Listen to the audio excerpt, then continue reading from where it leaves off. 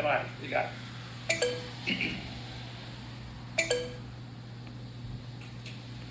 Você não está mais vivo.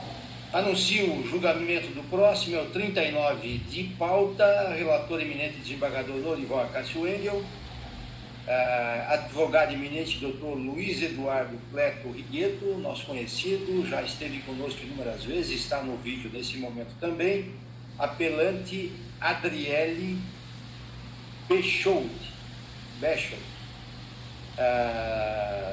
Seja muito bem-vindo, doutor Luiz Eduardo, é uma honra poder recebê-lo mais uma vez, a palavra é de vossa excelência. Muito obrigado. Todos me ouvem?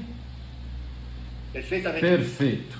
Desembargador Sérgio Vizelo, presidente dessa colenda da Câmara, do desembargador Norival Acácio Engel, eminente relator desse processo, desembargador Edelmar Meneguzzi de Carvalho, ilustre procurador de justiça, doutor Jorge Rufino da Luz Fonte, prazer revê-lo, ilustre secretário Felipe, colegas advogados, eventuais da Justiça, Força Pública, um bom dia a todos.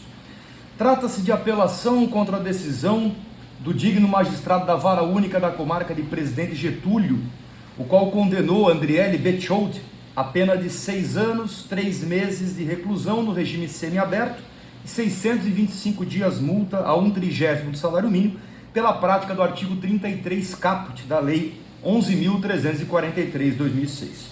Senhores desembargadores, a defesa de forma objetiva traz em seu reclamo 3 teses. A primeira delas é a incidência do privilégio.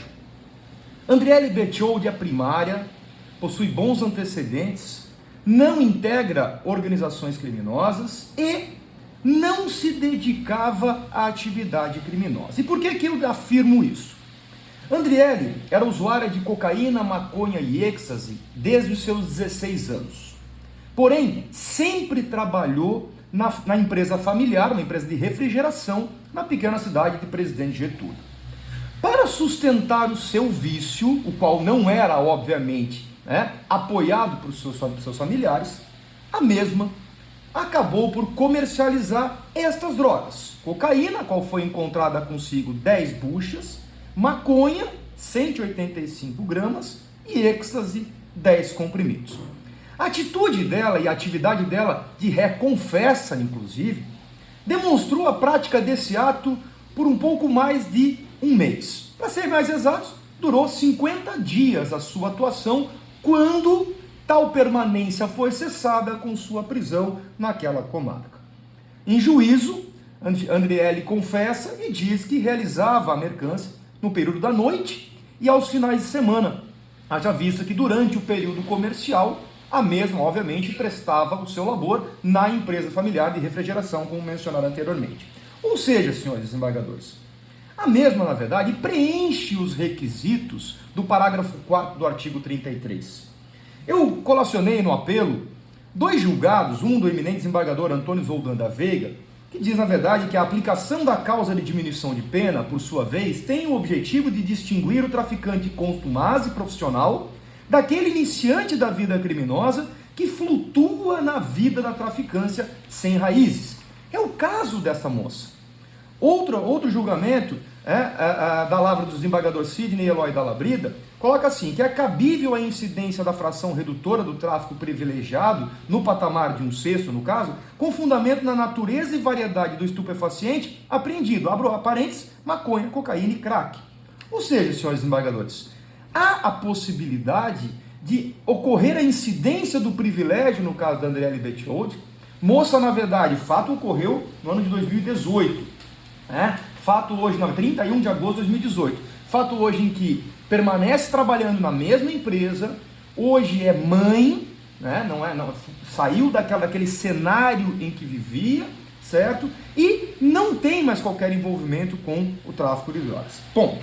Então, havendo o acolhimento por parte de Vossas Excelências nesse quesito, a defesa pugna também que a sua redução ocorra em grau elevado e, consequentemente, possa haver a alteração do regime prisional. O segundo tópico que a defesa trouxe é um tópico bastante debatido, que é a história da ANPP tardia, a proposta do acordo de não persecução penal tardio. E por que a defesa bate nessa tecla? Sustento minha tese, senhores desembargadores, inclusive no posicionamento recente da segunda turma do STF, que manteve uma decisão monocrática do ministro Edson Fachin, que permitiu a NPP tardia.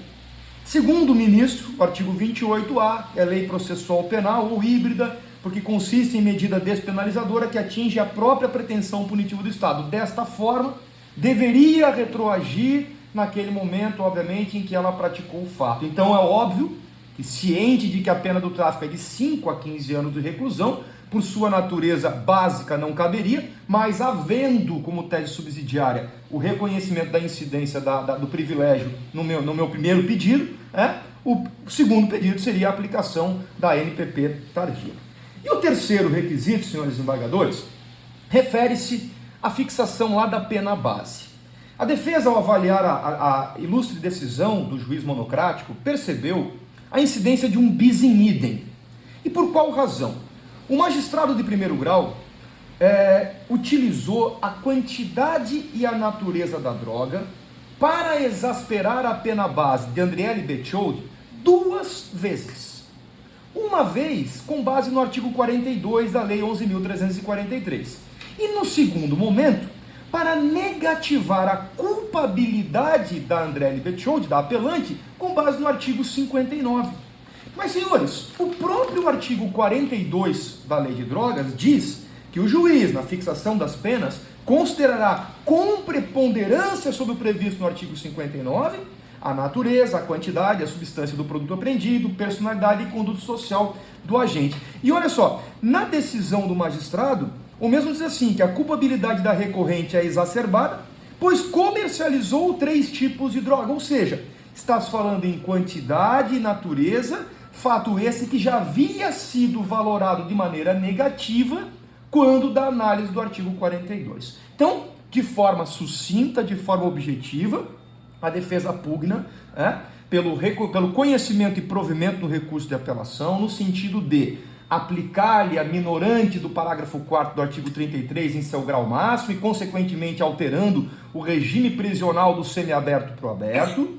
Em havendo isso, segundo a tese, a aplicação do acordo de não persecução penal tardio, com base inclusive no posicionamento da segunda turma do Supremo Tribunal Federal, e o terceiro pedido, o reconhecimento do bis in idem, readequando a fixação da pena base, quando o magistrado utilizou a natureza e a quantidade da droga por 2 momentos, um com base no artigo 42 e outro para negativar a culpabilidade da apelante. Nesse sentido, senhores desembargadores, agradeço a atenção de todos e devolvo a palavra ao eminente presidente para a condução dos trabalhos. Muito obrigado. Doutor Rigueto, muito obrigado pela sua contribuição para os debates, parabéns pela sua exposição, já sabíamos que seria de excelente qualidade, como foi, foi uma honra poder tê-lo conosco. Palavra com o eminente desembargador relator Norival Cassiano. Obrigado, presidente. Eu também cumprimento o doutor Luiz Eduardo Rigueto. Eu parabenizo pelo trabalho. Feito lá da comarca do presidente Getúlio, como já dito, e a insurgência, na verdade, ela se limita à dosimetria. Procuradoria-Geral de Justiça, em parecer do Dr. Protásio Campos Neto, manifestou-se pelo conhecimento e não provimento por recurso. Digo eu, apelação criminal, delito de tráfico ilícito de entorpecentes, artigo 33 caput, da Lei 11.343/06, sentença condenatória, recurso defensivo, autoria e materialidade incontestas e resignação quanto ao cálculo da pena. Letra A, primeira etapa, pleito de afastamento da má valoração da culpabilidade. Acolhimento, diversidade de estupefacientes apreendidos que deve ser valorado em conjunto com a sua quantidade e nocividade, nos termos do artigo 42 da Lei de Drogas. Sanção readequada. Letra B, terceira etapa, pedido de concessão da minorante do tráfico privilegiado. Inviabilidade. Elementos de convicção produzidos que demonstram a dedicação da ré às atividades ilícitas.